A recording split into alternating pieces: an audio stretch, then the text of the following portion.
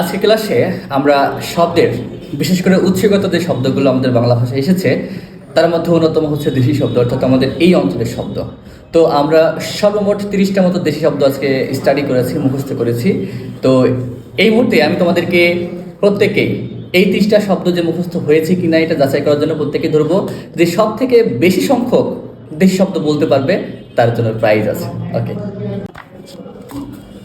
সুজীব, তাহলে তোমাকে দিয়ে শুরু করি। বলো এই 30টা শব্দের মধ্যে দেখি কতগুলো তুমি বলতে পারো। জি স্যার।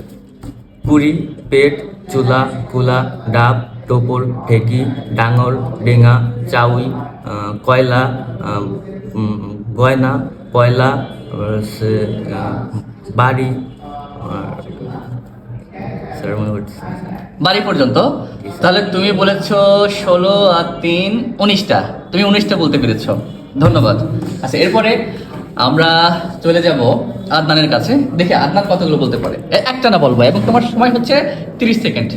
কুড়ি, পেট, চোলা, কোলা, ডাব, টোপর, ঢেকি, ডাঙর, ডিঙি, ঢোল, চাউল, ডিঙা, কয়লা, গয়না, কয়লা, কয়লা, গয়না, কাঁচা কামড়, পয়লা, ঝিনুক, পয়লা, ঝিনুক। Time over. আচ্ছা, তাহলে বাড়ি, Time শেষ হয়ে গেছে। অনেকগুলো স্যার, টাইম লাগবে। ওই তো, time বাড়ি, শেষ হয়ে গেছে। বাঙ্গি, মামি, মৃগেল, ডাহা, ডাটি, গঞ্জ, চারি। আচ্ছা, গোপালগঞ্জ, ওই যে গঞ্জ, ওইটা কি শব্দ? গঞ্জ, এটা তো দেশি শব্দ। এই শব্দ। তাহলে তুমি মোটামুটি 16, 19, 25টা মতো বলছো আর কি। 25টা, আর বাকি পরে আর কয়েকটা বলছো। আমরা ধরে নিলাম যে তুমি 25টা বলতে পেরেছো।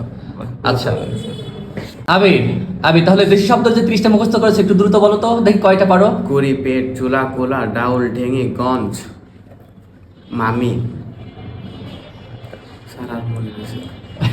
কয়টা হয়েছে? 8টা।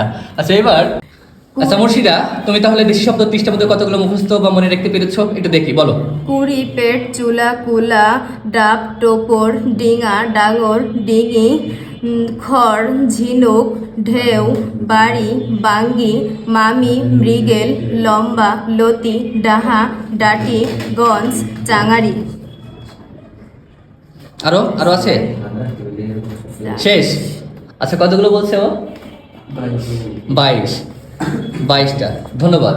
তাহলে করে দেখা যাচ্ছে যে আদনানি বেশি বলতে পেরেছে, এই জন্য আদনানের জন্য একটা গিফট আছে। না, এই ফুলটা তোমার জন্য। বাসায় নিয়ে যাবে আমার কিছু।